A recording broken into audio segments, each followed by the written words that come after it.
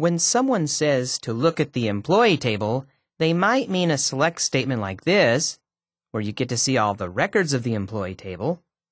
They might also be saying look at the design or metadata of the employee table. By expanding tables in Object Explorer, expanding employee, you get to look at all of the columns and all of the other properties of this table. Still, they might be saying look at the code that created the table. This is the actual piece of the script that created the employee table. As we can see, all 7 fields are listed here. The first one is employee ID, which takes an integer data type. The second one is last name, which can be null. You can be hired and not have your last name filled in yet. Now, first name is a required field. By running this code, we created a table that later held this data. Now, let's say we wanted to hire a new employee, employee 13. His name is Phil. We don't know his last name yet. He's going to come in with all the documentation tomorrow, but we want to enter the record today. Now, Phil's going to work in Seattle, location 1, and he will work for manager number 4, which is Dave Kenson. Phil is a pending hire. So the data we intend to insert looks like this.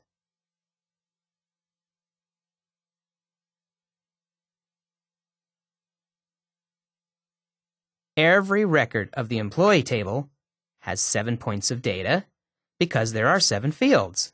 Now it's possible for some of those points of data to be null, and in the case of inserting Phil, we are going to insert nulls. This is the syntax on how to do it. Type insert, into, and then the name of the table you wish to insert data in. Let's drop down a line and list what the values are. Well, the first value will be 13 because he's employee 13. The last name we don't know yet, so we'll just type the keyword NULL and leave it at that. Now his first name is known, so we put a single quote and then Phil. Now the next field is hire date. So we don't know the hire date yet. We don't know if he's going to start tomorrow or next week. We just know that we have decided to hire him. So for the meantime, let's put a null in that field too. Now what location ID is he in? Well, we hired him for Seattle, so we will put location 1. He's going to work for Dave Kenson. Dave Kenson is employee 4, so we'll put a 4 for his manager ID. And the status of Phil's employment is pending hire. Let's put the ending parenthesis, and let's just run these 2 lines of code. It tells me 1 row is affected. Now let's look at that row. There we see Phil and the data we've populated, along with the nulls that we will update later when the data becomes available to us.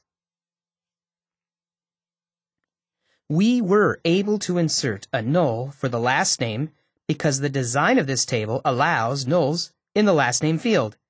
If we would have tried to have inserted a null in the first name field, we would have gotten an error message because we can see from this design that first name does not allow nulls.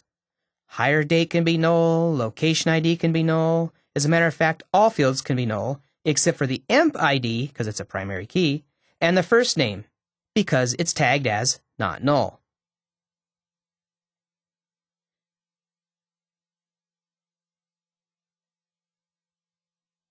Now, so that these nulls don't play tricks on you, you gotta understand how they work.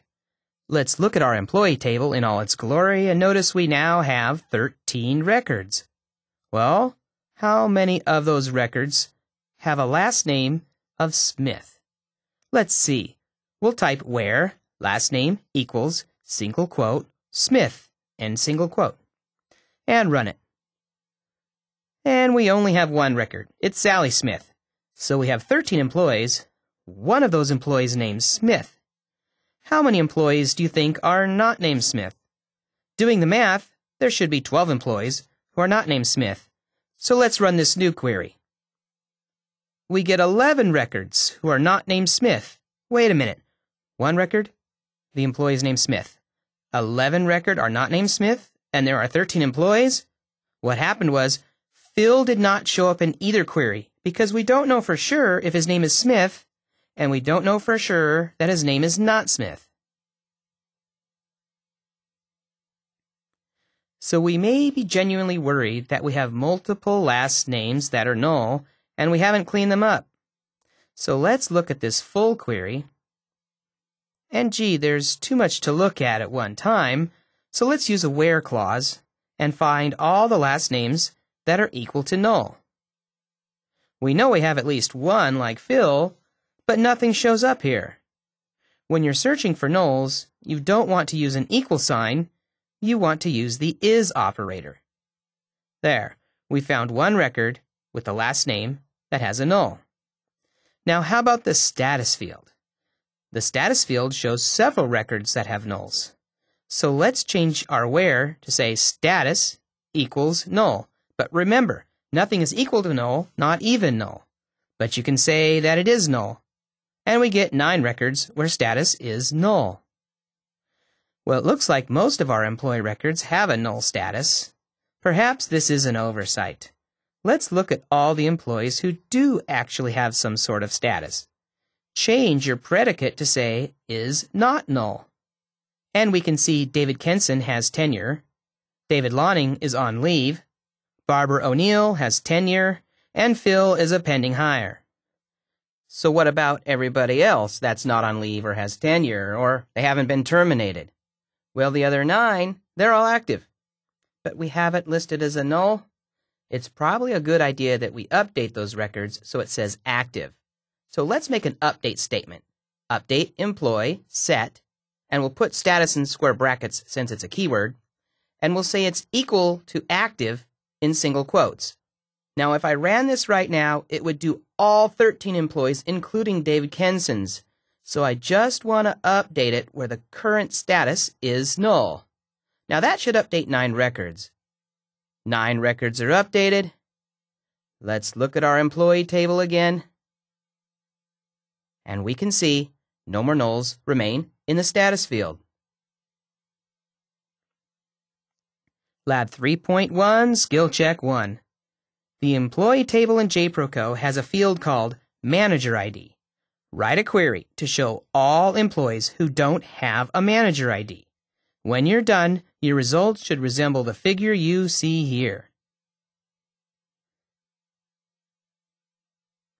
Skill Check 2. Find the 2 records in the customer table where the company name is not null. When you're done, your screen should resemble the figure you see here.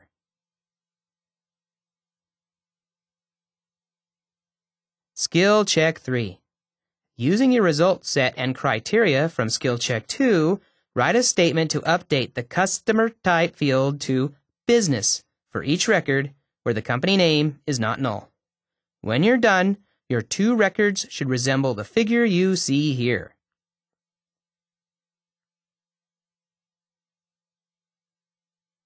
Skill Check 4. You have 10 grants in your grant table. 1 grant was procured by employee ID 5, and the other 9 were not. Write a query to show all 9 grants not found by employee ID 5. You want the grants to show even if there is a null in the employee ID. When you're done, the results should resemble the figure you see here.